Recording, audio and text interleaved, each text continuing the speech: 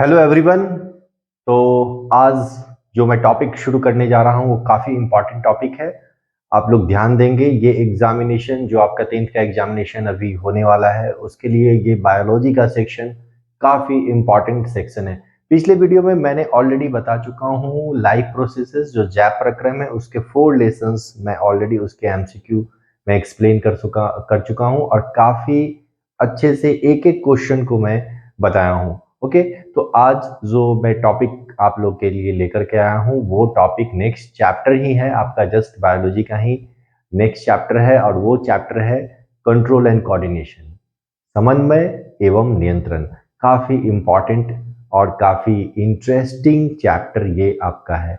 और इस चैप्टर में जो पढ़ने जा रहे हैं वो हम लोग एमसीक्यू, क्योंकि मैंने पहले ही बताया था कि एमसीक्यू के जितने भी इम्पॉर्टेंट एमसीक्यू होंगे उन सभी को मैं यहाँ पे आप लोगों के सामने एक्सप्लेन करूंगा। उससे पहले चलिए मैं बता दूं आपको यहाँ पे थोड़ा सा कि जो आपका ये टॉपिक है इस टॉपिक में क्या क्या इम्पॉर्टेंट बातें हैं। डायग्राम, बेसिकली आपको डायग्राम काफी जरूरी है। आप देखेंगे मैंने डायग्राम यहाँ पे बनाया है, ये ब्रेन का मस्तिष्क का डायग्राम है। ये यहाँ पे नर्व सेल यानी कि आप देखेंगे नर्व सेल जो है तंत्रिका कोशिका उसका चित्र यहाँ पे बनाया गया है। और फोटो या डायग्राम के थ्रू आप काफी अच्छे से इसको समझ सकते हो। तो चलिए इस चैप्टर को मैं शुरू करता हूं और बता दूं इस चैप्टर के बारे में, जो इस चैप्टर का जो मेन पॉइंट्स है वो क्या कहता है। तो सबसे पहले हमें ये जानना होगा कि नियंत्रण एवं समन्वय जो है वो क्या होता है। ओके, नियंत्रण एवं समन्वय होता क्या है। तो नियंत्रण एवं समन्वय, कंट्रोल एंड कोऑर्डिनेशन, काफी सिंपल है कि आप देखेंगे डे टू डे लाइफ में जो हमारे आसपास बहुत सारी घटनाएं घटती रहती हैं। आप देखेंगे कि जैसे एक डॉग है, एक कुत्ता है जो कि दौड़ता है, एक बिल्ली है वो भी दौड़ती है। तो उनका पर्पस होता है कहीं ना कहीं उस दौड़ने के पीछे। ओके, क्या जैसे डॉग की मैं बात करूं तो डॉग जो है वो इसलिए दौड़ता है कि हो सकता है वो किसी दूसरे डॉग को देखा हो तो उस पर भौंकने के लिए दौड़ता है। बिल्ली जो है किसी चूहे को देखती है तो उसको पकड़ने के लिए दौड़ती है। ओके, तो ये सारी जो है घटनाएं होती हैं, हम daily day to day life में देखते हैं। या यूं कहें कि जैसे आप क्लास में बैठे हुए हो, ओके, और आपको अपने फ्रेंड से बात करनी है तो उस समय आप क्या करोगे? जोर से तो चिल्ला कर बोलोगे नहीं, आप धीरे ही बात करोगे, फुसफुसाओगे, ताकि जो आपकी आवाज है वो मेरे पास यानी कि जो टीचर पढ़ा रहे हैं उनके पास नहीं आ सके। तो ये सारे एग्जाम्पल आप देखेंगे डे टू डे लाइफ में, आप डेली ये एग्जाम्पल आपको मिलेगा देखने को। और इसमें आपको ये समझना है कि आपका नियंत्रण है। और वही जब आप बाहर जाते हो, बाहर फील्ड में जाते हो, फील्ड में जाने के बाद आप अपने किसी फ्रेंड को बुलाना है तो जोर से चिल्ला करके उसे कॉल करते हो या बुलाते हो। तो दोनों जो है वो आपके नियंत्रण में है, धीरे बोलना, जोर से बोलना। तो इन सभी के पीछे हमारा जो मैकेनिज्म जो काम करता है, जो इसके पीछे जितने भी प्रोसेस होते हैं, जो क्रियाएं होती हैं, वो सभी हमारे मस्तिष्क इसको कंट्रोल करते हैं। ओके, तो इसी सब पे आधारित जितने भी क्वेश्चन अभी होंगे इस चैप्टर के, मैं बता दूं कि इस चैप्टर में आपको 3 पार्ट्स में इसके वीडियो को मैं बनाऊंगा, क्योंकि काफ़ी इंपॉर्टेंट चैप्टर है, थोड़ा लंबा चैप्टर है। और इसमें आपको तकरीबन 50 से 60 क्वेश्चन जो है एमसीक्यू मैं इसमें बनाया हूँ। ओके, और उसको पार्ट बाई पार्ट जो है वो इजी करके, क्योंकि आपके कम समय में आप मैक्सिमम क्वेश्चन कितना पढ़ सकते हैं उसको मैंने इसमें बना करके रखा हूँ।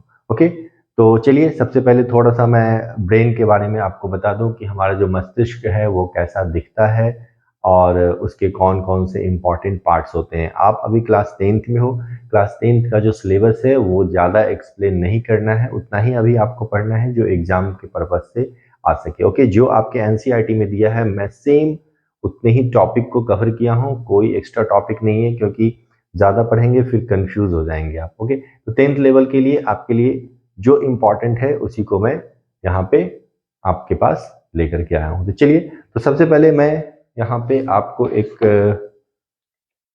मॉडल आप देखेंगे। ये मॉडल जो है आप देखिए, ये मॉडल कैसा लग रहा है?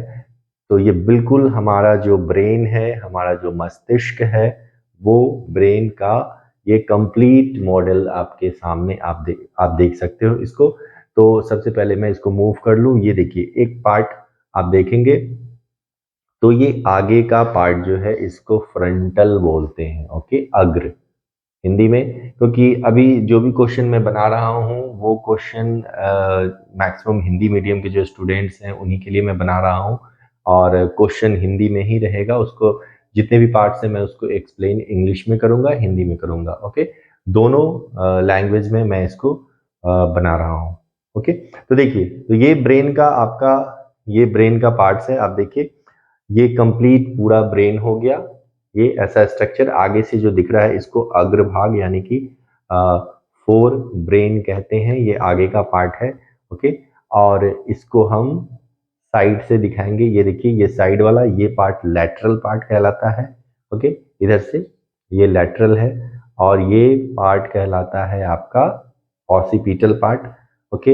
एंड ये वाला पार्ट कहलाता है पेराइटल, ओके। ये पार्ट कहलाता है। बट अभी आपको जो पढ़ना है वो मैं बता दूं आपको कि ये पीछे वाला पार्ट आप देखिए यहाँ से स्पाइनल कॉर्ड निकलता है, और जो कि वर्टिब्रल कॉलम में सिचुएटेड होता है, ओके। जिसको स्पाइनल कॉर्ड को मेरु रज्जु बोलते हैं हिंदी में, आपने नाम सुना होगा। और वो चला जाता है किसमें? तो जो वर्टिब्रल कॉलम है मेरुदंड, उसके अंदर ये प्रोटेक्टेड होता है, ओके। उसके अंदर ये प्रोटेक्टेड होता है। इसकी जो रक्षा होती है वो मेरुदंड यानी कि वर्टिब्रल कॉलम के अंदर होता है, ओके, जो कि इस पार्ट को। तो ये पीछे का भाग हो गया। इसको पश्च मस्तिष्क भी बोलते हैं,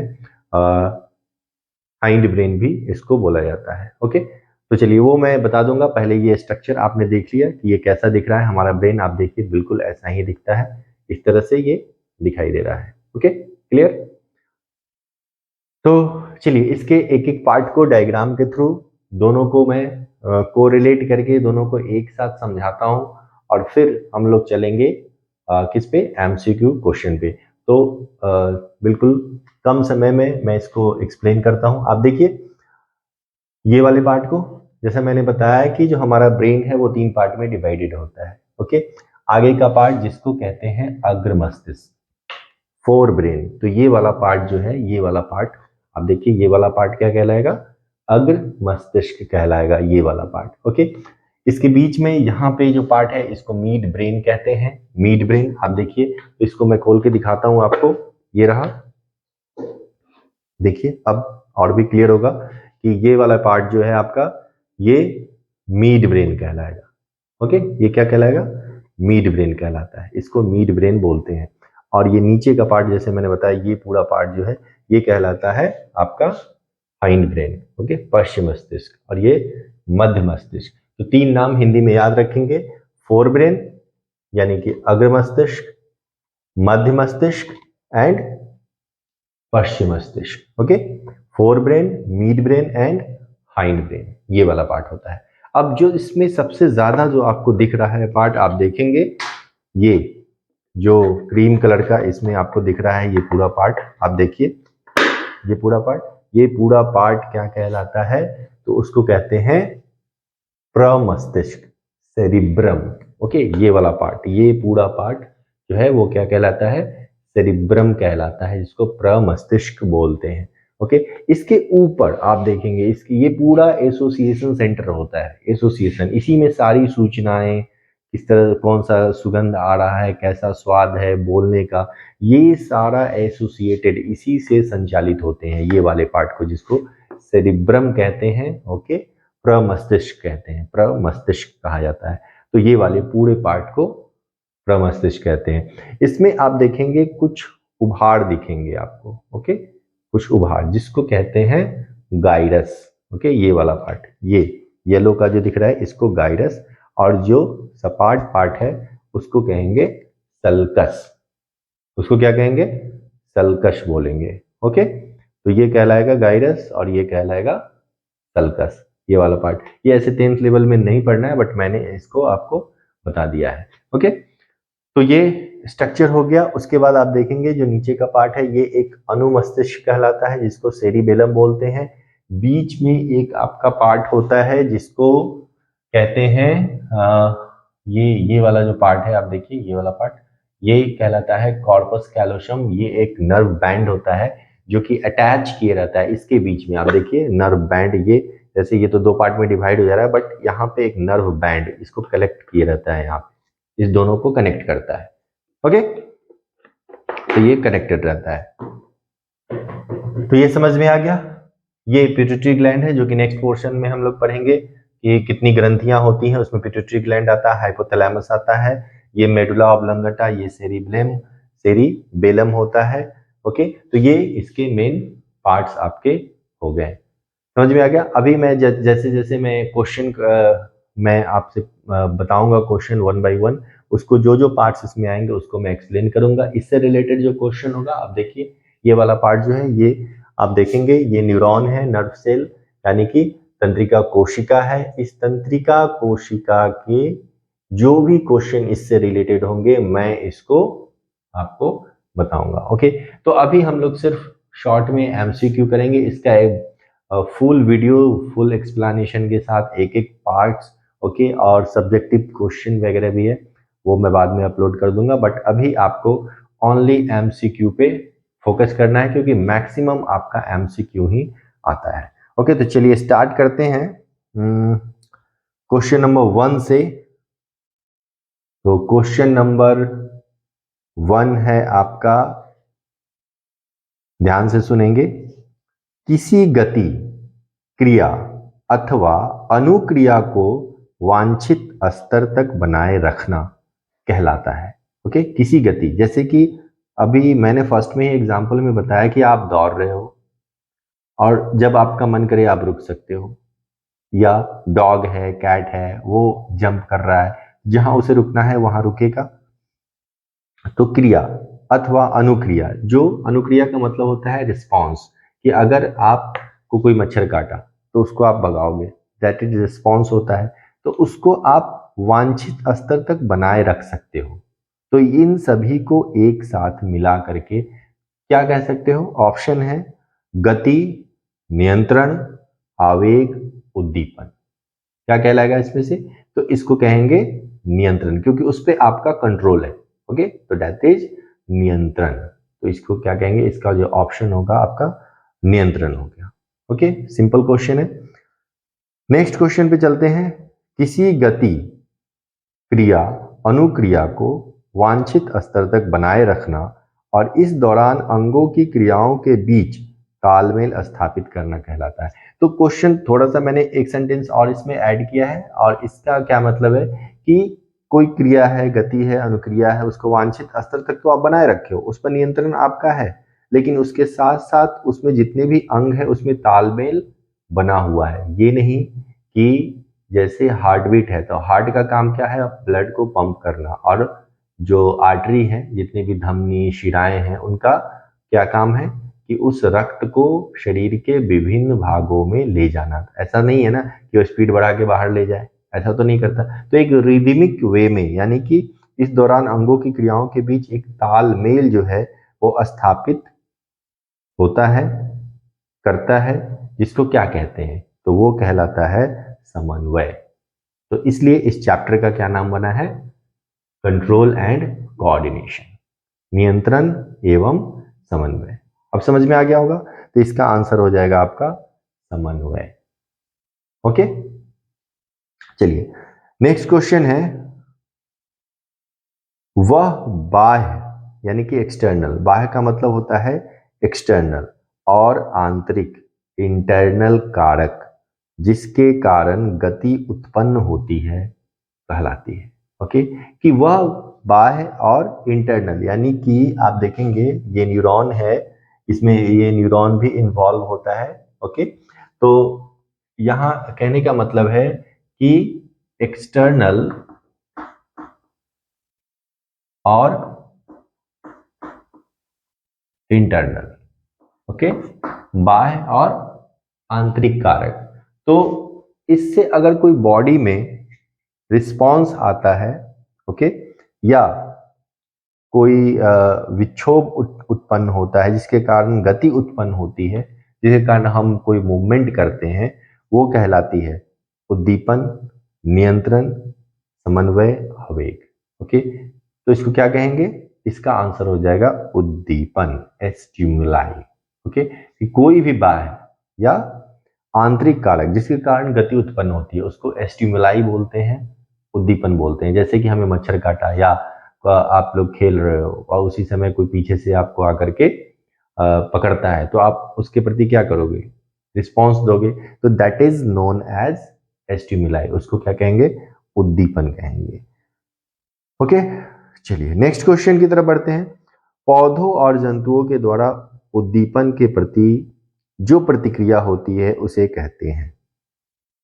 कोई भी जंतु, अभी मैंने बताया कोई भी जंतु हो या पौधा हो, प्लांट्स हो और एनिमल्स हो, जब उस किसी स्टिमुलस के प्रति अपना जो प्रतिक्रिया देगा तो वो क्या कहलाएगा? रिस्पॉन्स कहलाएगा। तो ऑप्शन आपका रहेगा रिस्पॉन्स, उद्दीपन, यानी कि स्टिमुलाई, आवेग, इम्पल्स, या इनमें से कोई नहीं। तो इसका आंसर हो जाएगा अनुक्रिया, रिस्पॉन्स। ओके, चलिए नेक्स्ट क्वेश्चन की तरफ बढ़ते हैं। उद्दीपन ग्रहण करने वाले अंग को कहते हैं। जो अंग, जैसे कि हम लोग के जितने पार्ट्स हैं, अंग हैं, पूरे बॉडी के जो पार्ट्स हैं, अगर वो किसी स्टिम्युलस को रिसीव कर रहा है, रिसीव, ओके, यानी कि ग्रहण कर रहा है, तो उस उद्दीपन ग्रहण करने वाले अंग को क्या कहेंगे? उद्दीपन, आवेग, ग्राही, कोई नहीं। तो जो ग्रहण करेगा उसको ग्राही अंग यानी कि रिसेप्टर ऑर्गन कहेंगे। ओके, तो काफी ये सिंपल क्वेश्चन है और इसी से ये रिलेटेड रहेगा क्वेश्चन आपका, काफी इंपॉर्टेंट क्वेश्चन ये आपका रहेगा। ओके,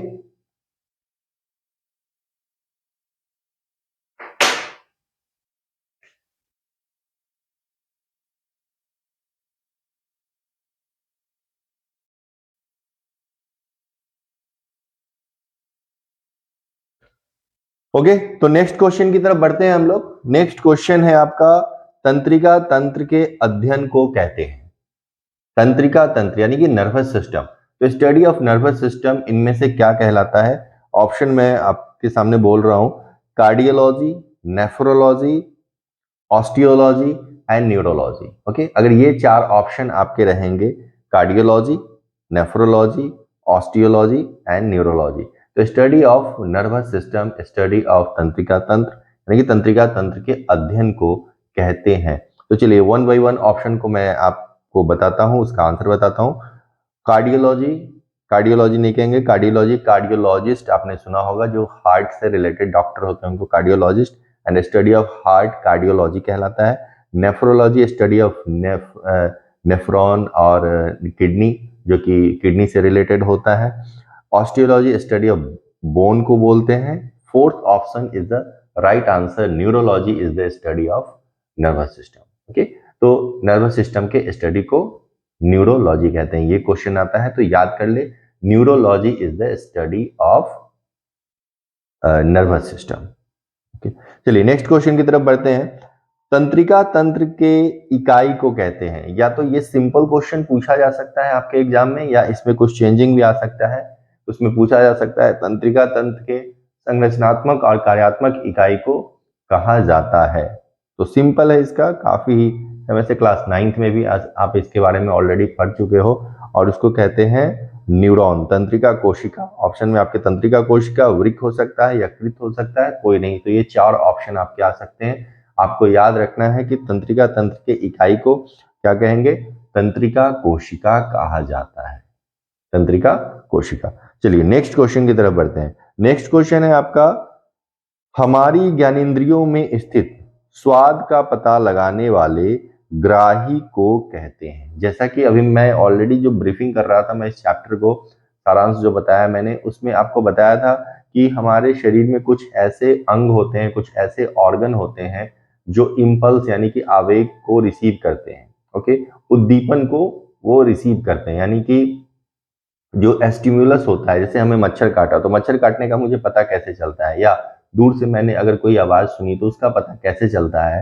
ओके, अगर मैं कोई खाना खा रहा हूं तो उसका स्वाद कैसे पता चलता है, या कोई अगरबत्ती जल रही है रूम में या बाहर कहीं अगरबत्ती जलती है तो उसकी सुगंध जो है हमारी नाकों तक कैसे आता है, इन सभी का पता कैसे लगता है, ये कौन सा ऐसा सिस्टम है, कौन से ऐसे पार्ट है हमारे बॉडी में जो इन सभी का पता लगाते हैं, उनकी अनुभूति यानी कि सेंसेशन जो है हमें में हमारे ब्रेन तक वो पहुंचाते हैं। तो ऐसे ऑर्गन को आपने पढ़ा होगा, इसमें ये काफी इंपॉर्टेंट भी है और काफी नाम सुना हुआ है कि ज्ञानेंद्रिया, सेंस ऑर्गन्स। ओके, हमारे बॉडी में जो सेंस ऑर्गन्स होते हैं ये उन्हीं का काम होता है रिसीव करना, स्टिमुलस को, उद्दीपन को रिसीव करना।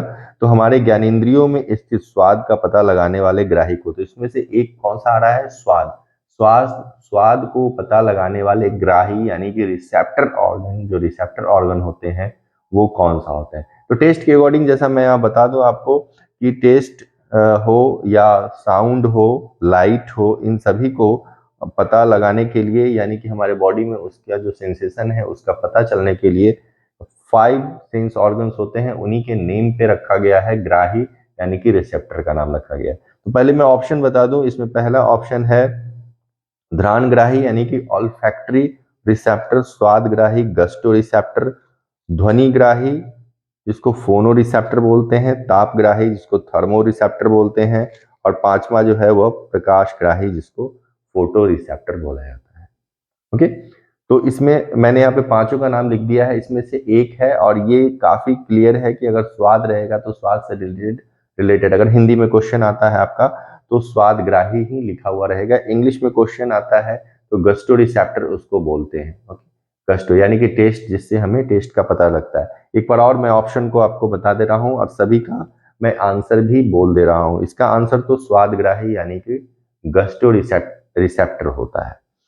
पहला इसमें ऑप्शन मैंने दिया है ऑल्फैक्टरी रिसेप्टर यानी कि घ्राणग्राही। तो ऑल्फैक्टरी से मतलब होता है कि हमें जो सुगंध मिलती है, जो स्मेल मिलता है, नेसल ये नाक में मौजूद होता है, तो उसको ऑल्फैक्टरी रीजन, हमारे नाक में जो ऑल्फैक्टरी रीजन होता है वहीं पे ये मौजूद होता है। ये सबसे ज्यादा विकसित होता है कुत्ता में, जो कि कुत्ता दूर से ही या काफी दिनों तक उसकी याददाश्त इसी सुगंध के कारण जो है वो मौजूद रहती है, किसी चीज को सूंघ के वो जल्दी जो है वो पहचान जाता है। तो ये भी क्वेश्चन आप याद रखेंगे, ऑल्फैक्टरी रिसेप्टर, ये जो रिसेप्टर है वो कुत्ता में सबसे ज्यादा विकसित होता है।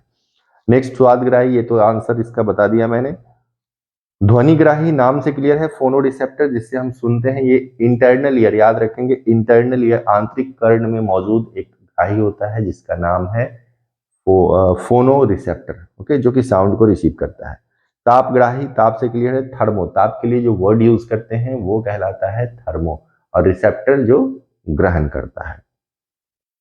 प्रकाशग्राही, फोटो रिसेप्टर, जो लाइट हमारी आंखों में होता है ये, और ये जो है लाइट को रिसीव करता है, इसलिए इसका नाम क्या है, फोटो रिसेप्टर। ओके, चलिए नेक्स्ट क्वेश्चन की तरफ बढ़ते हैं। जीवधारियों में किसी दृश्य या अदृश्य बाह्य या भीतरी उद्दीपन के प्रभाव में होने वाली वे अनैच्छिक क्रियाएं जिनका संचालन एवं समन्वयन प्राय मेरुरज्जु की तंत्रिकाओं द्वारा होता है उसे कहते हैं। देखिए ये काफी इंपॉर्टेंट क्वेश्चन है और ये कितनी बार एग्जाम में पूछ चुका है। तो क्वेश्चन मैं फिर से एक बार आपको बोल दूं कि क्वेश्चन कह रहा है कि जितने भी ऑर्गेनिज्म है जीवधारियों में दृश्य या तो डायरेक्ट या इनडायरेक्टली बाहर से कोई उद्दीपन स्टिमुलस आ जाए या अंदर ही कोई स्टिमुलस यानी कि उद्दीपन के प्रभाव के कारण जो होने वाली अनैच्छिक, दो तरह की क्रियाएं होती हैं, एक होता है अनैच्छिक और दूसरा होता है ऐच्छिक। अनैच्छिक इनवॉलेंट्री एक्टिविटी कहते हैं, इनवॉलेंट्री एक्शन कहते हैं, और दूसरा होता है आपका ऐच्छिक यानी कि जो वॉलेंट्री एक्शन होते हैं, जो हमारे कंट्रोल में होता है उसको हम लोग बोलते हैं ऐच्छिक यानी कि वॉलेंट्री एक्शन, और जो हमारे कंट्रोल में नहीं होता है, जो हमारे विल पावर में नहीं होता है, उसको कहते हैं अनैच्छिक। तो ये दोनों जो क्रियाएं का संचालन एवं समन्वय अगर मेरुरज्जु यानी कि आप देखेंगे मेरुरज्जु स्पाइनल कॉर्ड यहाँ पे बनाया है मैंने, स्पाइनल कॉर्ड के कारण अगर होता है, ओके, ये वाला पार्ट स्पाइनल कॉर्ड का है, देखेंगे स्पाइनल कॉर्ड के कारण होता है। तो इस तरह के एक्शन को आपने पढ़ा होगा, रिफ्लेक्स एक्शन कहते हैं। ओके, प्रतिवर्ती क्रिया कहा जाता है। तो ऑप्शन में आपके हो सकते हैं प्रतिवर्ती चाप, प्रतिवर्ती क्रिया, आवेग, सभी। अगर इस तरह का ऑप्शन आता है तो इसमें आपका याद रखने की प्रतिवर्ती क्रिया, रिफ्लेक्स एक्शन, जैसे कि अगर आप घर में ही काम कर रहे हो या आयरन कर रहे हो, एकाएक आप थोड़ा सा ध्यान आपका भटका और आयरन पे आपकी हाथ टच हो गई, तो क्या होगा, आप सडनली उसको वहां से क्या करोगे, विड्रॉ कर लोगे, तुरंत हटा लोगे वहां से। तो इसको कहते हैं रिफ्लेक्स एक्शन। उसमें ब्रेन को सोचने का अगर टाइम मिलेगा तब तक तो हाथ जल जाएगा, या गर्म पानी है या आग कहीं जल रही है, वहां से आपको अगर अपने हाथ को हटाना है, तो ये सभी रिफ्लेक्स एक्शन कहलाता है, जिसमें ब्रेन हमारा इन्वॉल्व नहीं होता है। अगर ब्रेन इन्वॉल्व होगा, मस्तिष्क इन्वॉल्व होगा, तो टाइम लग जाएगा, तब तक वो घटना हो जाएगी। ओके, तो ये प्रतिवर्ती क्रिया है। प्रतिवर्ती क्रिया से मैं बता दूं यहाँ पे कि प्रतिवर्ती क्रिया किसे कहते हैं, ये सब्जेक्टिव में भी 2 नंबर में भी क्वेश्चन आपका आएगा, तो दोनों के लिए आपका हो गया 1 नंबर। अगर एमसीक्यू में पूछता है फिर भी आपका ये आंसर सेम रहेगा, और अगर आपसे 2 नंबर में क्वेश्चन में पूछे जाते हैं तो भी आपका ये आंसर बन जाएगा। ओके, नेक्स्ट क्वेश्चन की तरफ बढ़ते हैं। जो प्रक्रम आगम, ध्यान से सुनेंगे, जो प्रक्रम आगम यानी कि इनपुट संकेतों का पता लगाने तथा तदनुसार यानी कि उसके अकॉर्डिंग उस पर प्रोसेसिंग करके निर्गम यानी कि आउटपुट, आप कंप्यूटर की जानकारी अगर होगी तो ये दोनों वर्ड काफी सिंपल है। आगम यानी कि इनपुट कहते हैं, एंड निर्गम यानी कि आउटपुट कहते हैं। ओके, को करने का कार्य करता है, वह अति शीघ्र पूरा हो जाता है। यानी कि अगर कोई संकेत आया, जैसा अभी मैं बता रहा था कि हमारे अगर आयरन से हमारे हाथ जल यानी कि उस पर टच होता है, तो उसका जो सेंसेशन है यानी कि इनपुट वहां से रिसीव किया, करने का कार्य करता है, वह अति शीघ्र पूरा हो जाता है, यानी कि बहुत ही जल्दी उस पर एक्शन ले लिया जाता है। आमतौर पर इस तरह के संबंधन यानी कि जो कनेक्शन को कहते हैं। तो यहाँ पे कह रहा है ना, यहाँ पे आप ध्यान देंगे, एक चीज मैं बता दूं कि जो इनपुट है यानी कि आगम, इनपुट हुआ और आउटपुट में एक्शन ले लिया गया। तो जैसे यहाँ पे कोई गर्म चीज या ठंडा चीज हमारे हाथों में टच होता है, यहाँ पे उसका सेंसेशन तुरंत आया और बाहर निकल गया, तो ये एक पाथ पे यानी कि एक रास्ता पे ये सारी चीजें होती हैं, यहाँ से ऐसे चलता है और आउटपुट मसल में चला जाता है। तो इस पाथ को क्या कहते हैं, ये क्वेश्चन कह रहा है। तो इसमें ऑप्शन सुन ले कि प्रतिवर्ती क्रिया, आवेग, उद्दीपन, प्रतिवर्ती चाप। तो इसका जो आंसर होगा वो होगा प्रतिवर्ती चाप, यानी कि जिस रास्ते, ओके, यानी कि आगम, जहां से सेंसेशन आ रहा है और फिर वो निर्गम, वहां आउटपुट यानी कि उसका जो रिजल्ट है, जो एक्शन है हो रहा है, वो पूरा पाथ जो कहलाता है, ये पाथ जो रास्ता जो कहलाता है, उसको कहते हैं प्रतिवर्ती चाप, यानी कि रिफ्लेक्स आर्क कहते हैं उसको। ओके, उसको क्या कहेंगे, रिफ्लेक्स आर्क कहेंगे।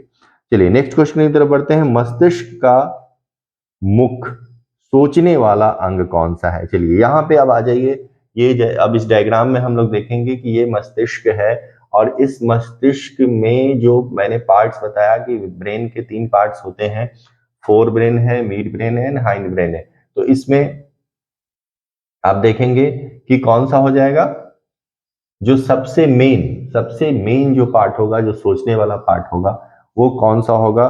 तो इसमें ऑप्शन देखेंगे, अग्र मस्तिष्क, मध्य मस्तिष्क, पश्चिम मस्तिष्क, अनुमस्तिष्क। तो यहाँ पे 4 ऑप्शन मैंने दिया। अग्र यानी कि आगे का पार्ट, मिड ब्रेन बीच का पार्ट हो गया आपका, और यहाँ पे तीसरा जो कि हाइंड ब्रेन है वो पश्चिम मस्तिष्क हो गया, और एक है अनुमस्तिष्क, ये वाला पार्ट। इसकी भी चर्चा मैं करूंगा, इसका भी फंक्शन मैं बताऊंगा, जिसको सेरिबेलम बोलते हैं इंग्लिश में, सेरिबेलम, कंफ्यूज नहीं होना है, एक होता है सेरिबेलम और दूसरा होता है सेरिब्रम। तो ये वाला पार्ट एसोसिएशन सेंटर होता है, जो कि अग्र मस्तिष्क में, फोर ब्रेन में मौजूद होता है, और सबसे ज्यादा जो सोचने वाला भाग होता है वो हमारे अग्र मस्तिष्क में होता है, फोर ब्रेन में होता है। तो इसका आंसर जो होगा वह अग्र मस्तिष्क, फोर ब्रेन आपका होगा। अगर इस तरह के 4 ऑप्शन आते हैं तो उसमें अग्र मस्तिष्क सबसे सोचने वाला, यानी कि सबसे ज्यादा जो सोचने वाला कार्य होता है जो इस पोर्शन में होता है, अग्र मस्तिष्क में होता है, जहां पे सेरिब्रम होता है। ओके, तो इस सेरिब्रम में सोचने का, थिंकिंग जो है, सबसे ज्यादा थिंकिंग इसी एरिया में होता है। चलिए नेक्स्ट क्वेश्चन की तरफ बढ़ते हैं। रक्त दाब, हृदय स्पंदन, ब्लड प्रेशर, लार आना तथा ववन यानी कि वॉमिटिंग जैसी अनैच्छिक क्रियाएं निम्नलिखित में से किसके द्वारा नियंत्रित होती हैं? तो हमारे बॉडी में कुछ ऐसी जो फंक्शन होते हैं, जो प्रोसेस होते हैं, वो हमारे कंट्रोल में नहीं होता। जैसे अगर हम खाना खा रहे हैं तो खाना खाने के बाद उसका वो स्मॉल इंटेस्टाइन में जाना, छोटी आंत में जाना, अमाशय में जाना, जब हम निगल लेते हैं, ओके, जब हम निगल लेते हैं तो वो सीधा अमाशय यानी कि स्टमक में चला जाता है, तो उसको हम रोक नहीं सकते हैं, उस पर हमारा कंट्रोल नहीं होता है। तो ये सभी क्रियाएं जो होती हैं वो अनैच्छिक क्रियाएं होती है। अभी जस्ट मैं एक क्वेश्चन में इसको बता चुका हूँ, तो अनैच्छिक एंड ऐच्छिक, इनवॉलेंट्री एंड वॉलेंट्री फंक्शन होते हैं। तो ये सभी इनवॉलेंट्री फंक्शन है, यानी कि रक्त दाब, ब्लड का प्रेशर बढ़ना घटना, हृदय स्पंदन जिसको हार्ट बीट बोलते हैं, लार आना, जैसे अगर हमें कोई डिलीशियस फूड दिख जाए सामने, या इमली की बात मैं करूं, या ऐसा खाना जो सोच करके ही हमारे मुंह में पानी आना शुरू हो जाता है, सैलिवेशन शुरू हो जाता है, वाटरिंग शुरू हो जाता है, तो इस तरह का क्या आप उसको रोक सकते हो? अगर आपको कोई ध्यान में आ जाए कि हाँ ये खाना काफी अच्छा लग रहा है, तुरंत आपके माउथ से जो है, मुंह से जो है वो जो सैलिवेशन यानी कि जो स्लाइवा का जो फॉर्मेशन होता है वो होने लगता है, लार बनने लगता है। तो क्या उसको आप कंट्रोल कर सकते हो? नहीं कर सकते हो। वोमन, अगर वॉमिटिंग आने की टेंडेंसी है तो वॉमिटिंग होगी ही, आप उसको रोक नहीं सकते हैं। ये सभी इनवॉलेंट्री फंक्शन होते हैं, और ये सभी क्रियाएं निम्नलिखित में से किसके द्वारा नियंत्रित होती है? तो ऑप्शन सुन ले, मेडुला, मेरुरज्जु, स्पाइनल कॉर्ड, अग्र मस्तिष्क, मध्य मस्तिष्क। तो इसका आंसर होगा मेडुला ऑब्लोंगेटा। ये याद रखेंगे, ये क्वेश्चन भी आएगा आपके एग्जाम में, मेडुला ऑब्लोंगेटा। ये भी क्वेश्चन काफी इंपॉर्टेंट है। तो मेडुला ऑब्लोंगेटा जो है, ये वाला पार्ट जो ब्रेन का है, यहाँ पे मौजूद है। ये देख ले, मेडुला ऑब्लोंगेटा यहाँ पे मौजूद है। इसको, इसके जितने भी फंक्शन होते हैं ये इनवॉलेंट्री फंक्शन, खासकर ब्रीदिंग हो गया, उसके बाद आपका जो मैंने बताया ब्लड प्रेशर हो गया, ब्लड प्रेशर के साथ हार्ट बीट हो गया, इन सभी को ये कंट्रोल करता है। ओके, अगर इसमें से कोई एक भी ऑप्शन रहेगा तो उसको आप आंसर लगाएंगे, आंसर आपका जो होगा वो मेडुला ऑब्लोंगेटा ही होगा। चलिए नेक्स्ट क्वेश्चन। सुनना यानी कि हियरिंग, जो हमारे कानों तक जो साउंड आता है, सो सूंघना, देखना और पेट का पूरा भरना जैसे संवेदनों का नियंत्रण निम्नलिखित में से मस्तिष्क के किस भाग से पता चलता है? ओके, तो ये भी काफी इंपॉर्टेंट है, आप देखेंगे यहाँ पे। तो यहाँ पे कह रहा है कि सुनना, ओके, सुनना यानी कि हियरिंग, सूंघना नाकों का, देखना और पेट का पूरा भरना। तो कुछ ऐसी भी क्रियाएं होती है ना जो हमारे कंट्रोल में नहीं होता है। जैसे आप खाना खा रहे हो, और खाना खाने के बाद आप कितना खाओगे, जब आपका पेट भर जाता है फुल्ली, आपका पेट जब भर जाता है तो आपको कैसे पता चल रहा है कि अब नहीं, चलो अब मैं इस खाने को अब छोड़ देना है, अब नहीं लेना है, अब रोटी नहीं लेना है। यानी कि 6-7 रोटियां अगर खा गए आप, तो उसके बाद आप बोलोगे ना कि हाँ अब नहीं। तो इसका पता जो है, ये कौन से पार्ट हमारे ब्रेन का जो है वो कौन सा पार्ट करता है? ऑप्शन है आपके पास, अनुमस्तिष्क, पश्चिम मस्तिष्क, मध्य मस्तिष्क, अग्र मस्तिष्क। ओके, तो इसमें से कौन सा पार्ट? मैंने बताया कि कुछ ऐसे जो देखना है, सूंघना है, सुनना है, ये सभी हमारे अग्र मस्तिष्क में, सेरिब्रम जो होता है, इसी एसोसिएशन सेंटर में मौजूद से ये सभी चीजें होती हैं। ओके, तो ध्यान देंगे इसमें। ये कंप्लीट एनसीईआरटी का मैंने लाइन लिखा है, कहीं से नहीं है, बस बुक का ही क्वेश्चन मैं बनाया हूं आप लोगों के लिए, क्योंकि सेम एग्जाम में आपके यही आएंगे, कोई अदर साइड बुक वगैरह से क्वेश्चन नहीं आते हैं। जो आपका सिलेबस है, जो आपका एनसीईआरटी जो बुक है, उसी से क्वेश्चन पूछे जाते हैं। तो सुनना, सूंघना यानी कि हियरिंग, जो स्मेलिंग जो होता है, सूंघना, देखना, पेट का पूरा भरना, ये सभी अग्र मस्तिष्क यानी कि फोर ब्रेन के द्वारा ये सारे कंट्रोल किए जाते हैं। ओके, चलिए नेक्स्ट क्वेश्चन की तरफ बढ़ते हैं। पश्च मस्तिष्क, अब आ गया आपका हाइंड ब्रेन। यहाँ पे देखेंगे पश्च मस्तिष्क, ये वाला पार्ट जो है इसमें आपका कौन कौन आता है, तो पॉन्स आता है, मेडुला आता है एंड सेरिबेलम, तीन पार्ट मिलकर के। फिर से एक बार ध्यान देंगे कि जो पश्च मस्तिष्क यानी कि हाइंड ब्रेन जो आपका है वो है आपका pons, medulla, cerebellum. Okay, pons, medulla, cerebellum, ये वाले पार्ट को कहते हैं पश्च मस्तिष्क, हाइंड ब्रेन बोलते हैं। ओके, तो क्वेश्चन कह रहा है कि पश्च मस्तिष्क में स्थित भाग अनुमस्तिष्क। अब इसमें भी एक भाग पार्ट होता है अनुमस्तिष्क, इसको मैंने इंग्लिश में देखें सेरिबेलम बोलते हैं, हिंदी में इसको अनुमस्तिष्क बोलते हैं, यानी कि छोटा दिमाग। आप एक मूवी में भी देखा होगा कि उसमें जो कि मुझे याद आ रहा है कि नाना पाटेकर उसमें जो किरदार के रोल में है, तो वो जो परेश रावल उसको पीछे मारता है ना, यहाँ पे आप देखोगे, यहाँ पे मारता है तो कहता है अरे यहाँ मत मारो, यहाँ छोटा दिमाग होता है। तो आप देखेंगे वहां पे भी बायोलॉजी का ये पोर्शन जो है समझाने की कोशिश की गई है कि ये वाला पार्ट जो होता है अनुमस्तिष्क, इसलिए उसको क्या कहा जाता है, छोटा दिमाग अनुमस्तिष्क कहा जाता है, सेरिबेलम कहा जाता है। ओके, तो इस पे अगर चोट लगेगी तो बॉडी का पूरा बैलेंस जो है वो खत्म हो जाता है, इसलिए पीछे यहाँ पे चोट नहीं लगनी चाहिए। तो उसमें देखेंगे आप तो क्वेश्चन उसी से है कि मध्य मस्तिष्क में स्थित भाग अनुमस्तिष्क, जिसको सेरिबेलम कहते हैं, द्वारा नियंत्रित किया जाता है।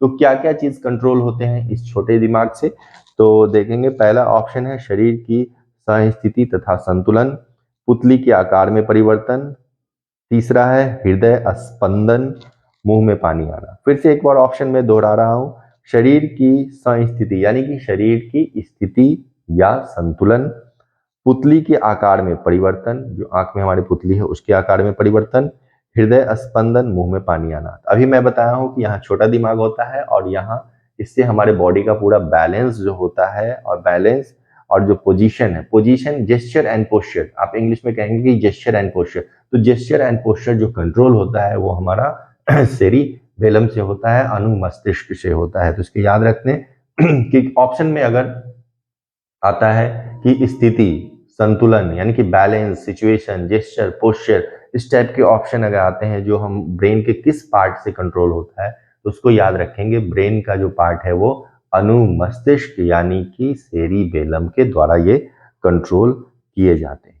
ओके, तो ये काफी इंपॉर्टेंट है, इसको एक एक क्वेश्चन को आप अच्छे से पढ़ें, ऑप्शन को समझें, तभी आपको ये समझ में आ जाएगा। ओके,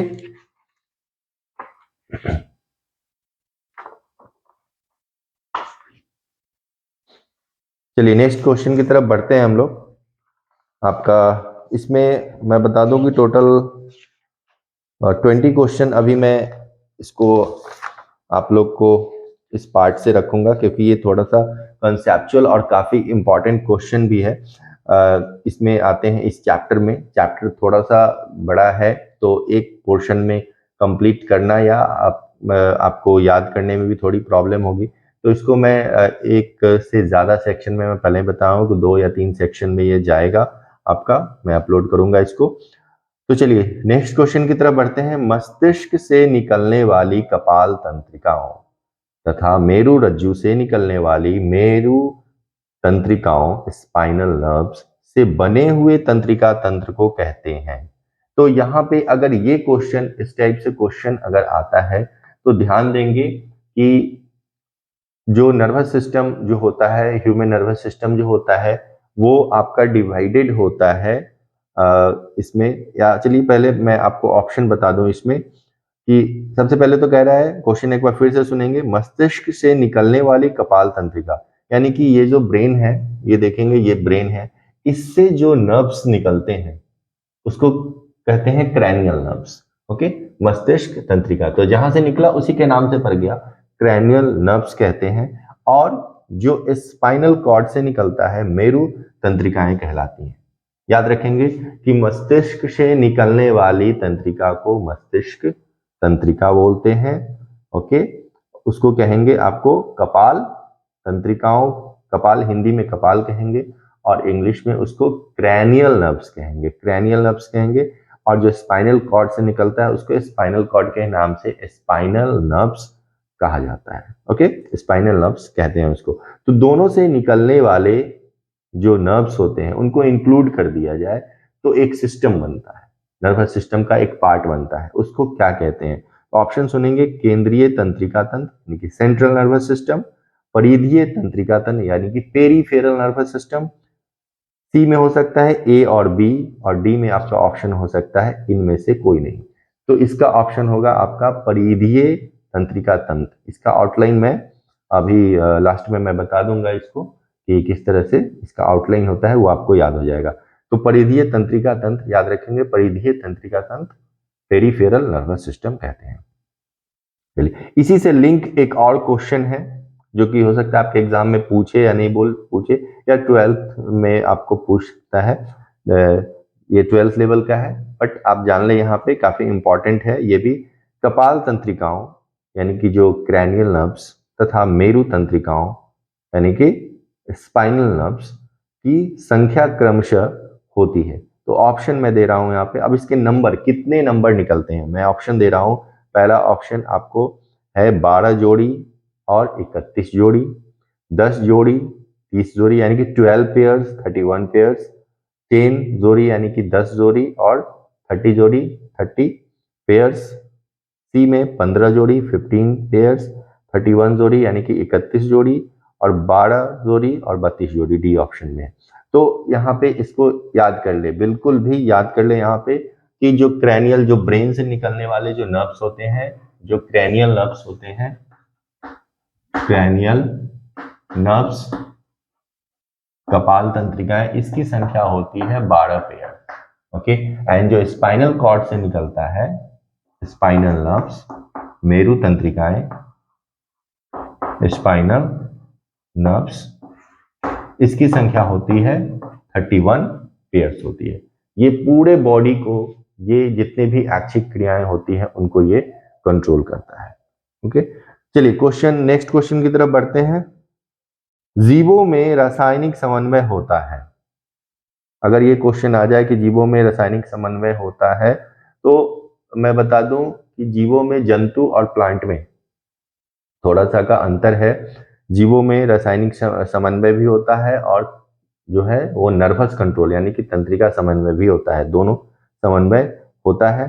तो ऑप्शन अगर आपका ऐसा रहेगा कि मस्तिष्क के द्वारा, तंत्रिका तंत्र द्वारा, हार्मोन द्वारा, इन सभी के द्वारा, तो सिंपली आप देखेंगे अगर रासायनिक समन्वय होता है, क्वेश्चन अगर प्लांट में पूछे तो रासायनिक समन्वय, क्वेश्चन थोड़ा सा कंफ्यूज कर सकता है आपको, बट सिंपल आंसर जान ले इसका।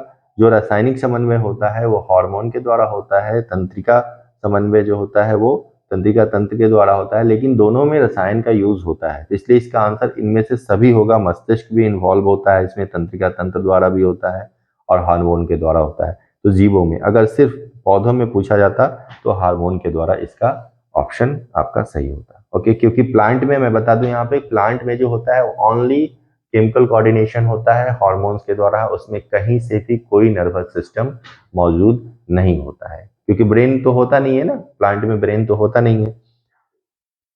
नेक्स्ट क्वेश्चन है, एसिटाइल कोलिन तथा नॉर एड्रेनालिन निम्नलिखित में से है। अगर ये क्वेश्चन आ जाए, ये आपके एनसीईआरटी में नहीं दिया है, मैं बता दूं एनसीईआरटी में ये नहीं लिखा हुआ है। एसिटाइल कोलिन तथा नॉर एड्रेनालिन जो होता है वो ये नहीं दिया है, लेकिन ये होता क्या है, तो ऑप्शन पहले सुन ले। न्यूरोट्रांसमीटर पदार्थ यानी कि न्यूरोट्रांसमीटर रासायनिक पदार्थ, हार्मोन, प्रोटीन, इम्पल्स जो है, ये आपके ऑप्शन रहेंगे। अगर तो पहला ऑप्शन है न्यूरोट्रांसमीटर, दूसरा हार्मोन, तीसरा प्रोटीन और चौथा इम्पल्स रहेगा। तो इसमें आपके ऑप्शन क्या होंगे, इसको मैं बता दूं आंसर। तो पहले आप सुन ले कि न्यूरोट्रांसमीटर रासायनिक पदार्थ होते हैं। ये कब निकलता है, कहाँ पे निकलता है, इससे रिलेटेड एक और क्वेश्चन भी यहाँ पे मैं आपको बता देता हूँ। देखिए, ये जो मैंने डायग्राम बनाया है इसको भी आप समझ लें। ये जो न्यूरॉन का है, कोशिका जो है वो तंत्रिका कोशिका का ये पूरा डायग्राम है। देखिए, तो इसके 3 पार्ट होते हैं, काफी सिंपल। 9th में भी आपने इसका पढ़ा है, 9th में टिश्यू चैप्टर में ऑलरेडी पढ़ चुके हो। इसके 3 मुख्य भाग होते हैं। पहला जो स्टार शेप्ड आप देखेंगे, तारा की तरह, जो इसको कहते हैं सेल बॉडी या साइटोन कहते हैं, कोशिका काय बोलते हैं। हिंदी में क्या बोलेंगे?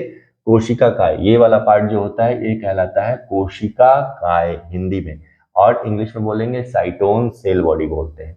इससे कुछ ब्रांचेस आप देखेंगे यहाँ पे निकलते हैं, इसको कहते हैं द्रुमिका यानी कि डेंड्रॉन। ये देखेंगे ये वाला पार्ट जो होता है वो डेंड्रॉन होता है, द्रुमिका होता है डेंड्रॉन, याद रखेंगे इसको कहते हैं द्रुमिका और डेंड्रॉन। और इससे एक ब्रांच होकर के सीधा लंबी जो होता है एक रचना यानी कि स्ट्रक्चर निकलती है जिसको एक्सॉन, तंत्रिकाक्ष बोलते हैं। ये वाला पार्ट तंत्रिकाक्ष होता है। ये माइलिनेटेड शीथ यानी कि यहाँ पे एक कवर होता है जिसको माइलिन शीथ बोलते हैं, और इस माइलिन शीथ में कहीं कहीं जो है ये गांठें रहती हैं, जहां पे वो माइलिन शीथ, ये एक्सॉन वाले पार्ट में ध्यान देंगे, ये एक्सॉन वाले पार्ट में कहीं कहीं गांठ बन जाती है जिसको नोड ऑफ रैनवियर, रैनवियर की गांठ के नाम से जाना जाता है। तो इससे भी रिलेटेड क्वेश्चन आएगा तो आप बना सकते हैं। आगे जाकर के आप देखेंगे ये नॉब लाइक यानी कि बटन की तरह स्ट्रक्चर होता है, और फिर दूसरा यहाँ वाला जो पार्ट होता है साइटोन यानी कि कोशिका काय में ये यहाँ पे मिल जाता है, कनेक्शन होता है।